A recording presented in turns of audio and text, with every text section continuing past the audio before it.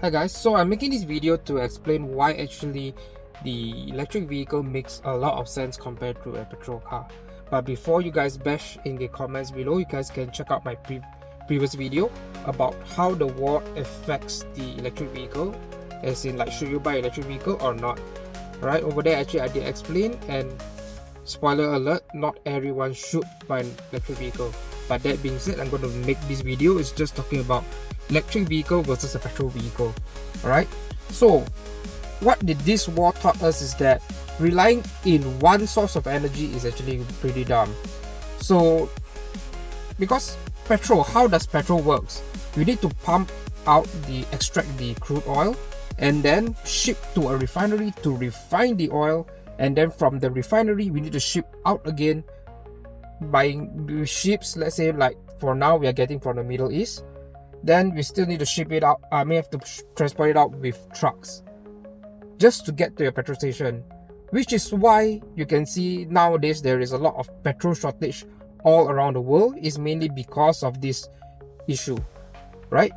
So relying just on a petrol, it's really dumb. But as for electric vehicles, I would say it's a totally different story. Electric vehicle basically gives you the energy sovereignty.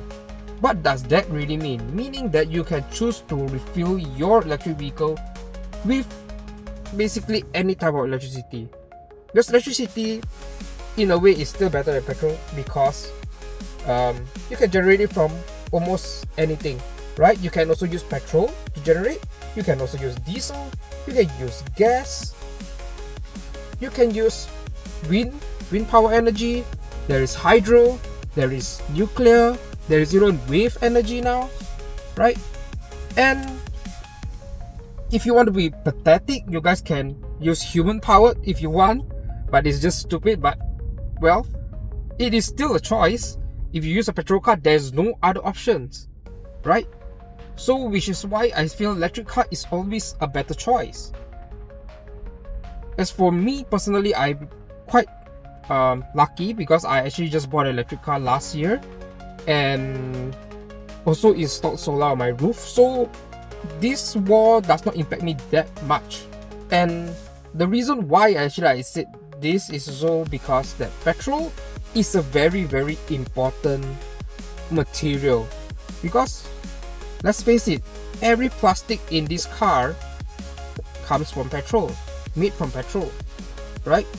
Every single microchip, you need to use helium, which is a byproduct from petrol, and that is in every electronic device, including, yes, EVs, smartwatch, smartphones, even your TVs at home, your aircon, etc. Everything uses these chips.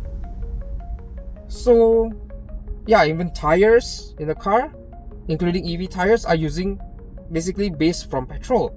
So petrol is a very important thing. Why would you want to use the important material and just burn it just to move your car around, since you have other alternatives now, right?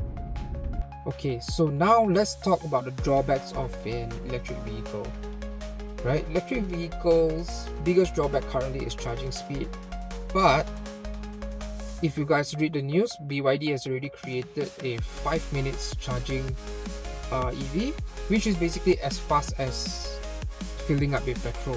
The next problem that most people will argue is the resale value of an electric vehicle, which is personally for me, I buy cars and I keep it forever, or as long as I ever can. So as for my Civic previously, for example, I keep it more than 10 to 15 years, I think I could keep it, right? So it's going to be the same as the electric vehicle that I'm driving right now. So I don't really see a point of the resale value, because once, for me especially, 15-year-old car, when you sell it, it's going to just cost pennies, right? My dad sold his W212 E-Class Mercedes.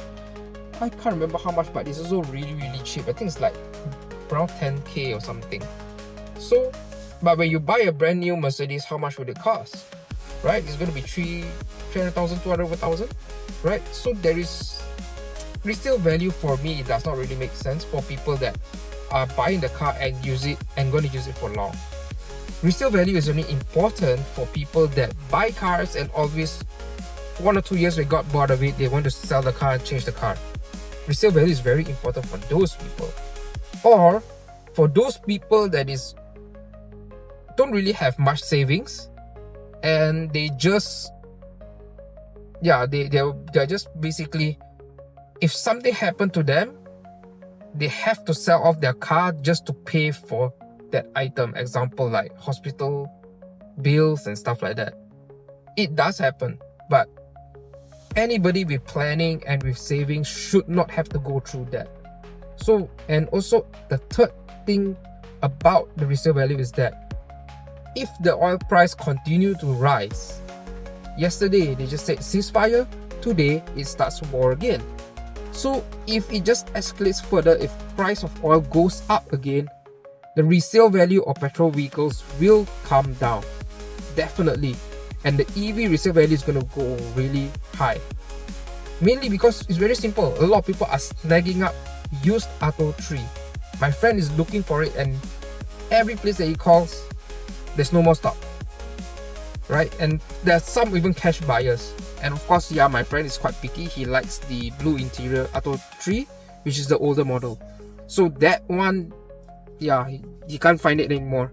And even in my BYD group, heard most of them also have their relatives looking for an Atto 3 right now.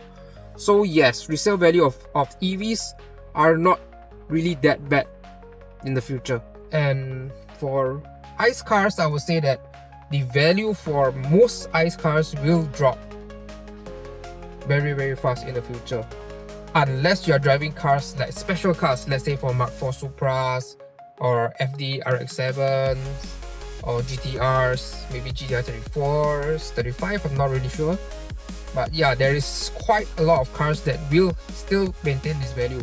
But for normal passenger cars, let's say for Civics, Vios, Jazz, or any other normal passenger cars, I don't really see them rising anytime soon, right? And even for Budi in our Malaysia, I don't really think it's sustainable, really, because of this oil price spike.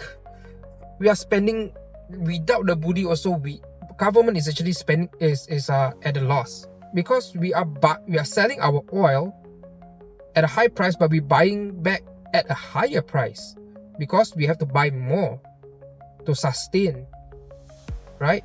We are already a net importer, not an exporter, so remember that.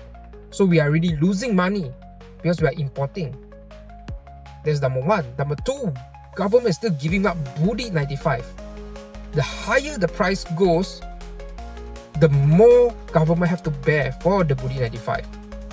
So do you think how long will the Budi 95 last? I don't really think so. Most likely it will keep dropping to maybe 200 liters or less. Maybe just no more Budi 95 in the future. So keep that in mind. Okay guys, so I think that's about it. So let me know down in the comments below what you guys think about this video, and see you guys again next time. Goodbye guys.